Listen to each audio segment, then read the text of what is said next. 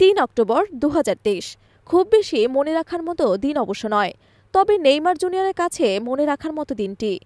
ইরানের ক্লাব নাসসাজিম মাজান্দারানের বিপক্ষে সেদিন গোল পেয়েছিলেন নেইমার।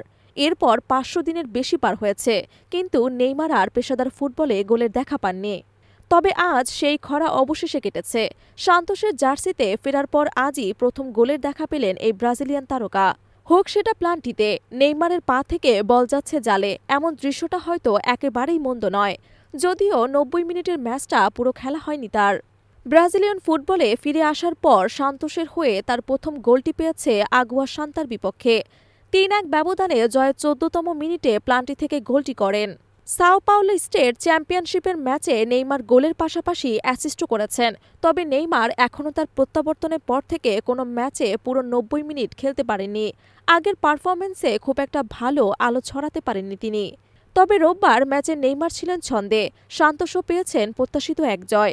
প্রায় ১ বছরের অনুপস্থিতির পর নেইমার গত অক্টোবরে পেশাদার ফুটবলে ফিরে আসেন।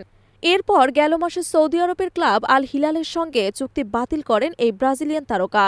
এরপরই ফিরে আসেন নিজের শৈশবের ক্লাব সান্তোসে। ২০০৯ থেকে ২০১৩ সাল পর্যন্ত সান্তোসের নিজের প্রথম মেয়াদে তিনি ২২৫টি অফিসিয়াল খেলায় ১৩৮টি গোল করেছিলেন। এরপরই পাড়ি জমান ইউরোপে। ১২ বছর পর ইউরোপ এবং সৌদি আরব ঘুরে ফের চলে গিয়েছিলেন নিজের শেকড়ের ক্লাবে।